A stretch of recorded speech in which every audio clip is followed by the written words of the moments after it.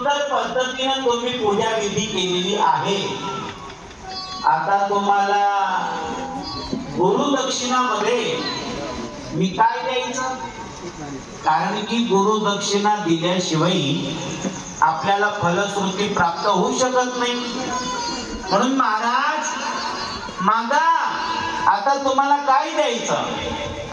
रावणानं बघितलं, म्हणले माझा महादेव अतिशय भोळा आहे, याच्याजवळ काही जरी मागितलं तरी तो दिल्याशिवाय राहणार नाही।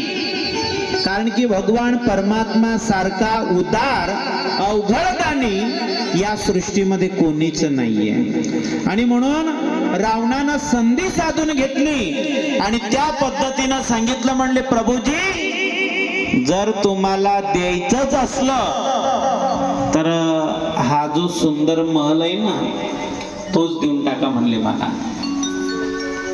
ज्याची वास्तुपूजा केली ना रावणानं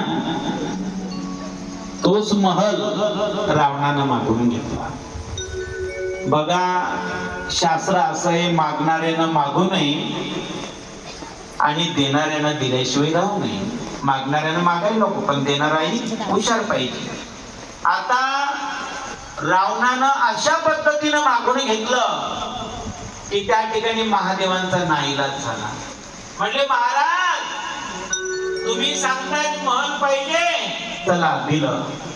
पण मातेनं विचार केला, किती वर्षापासून आम्ही आयोजन करत होतो, घर झालं पाहिजे, पण रावणा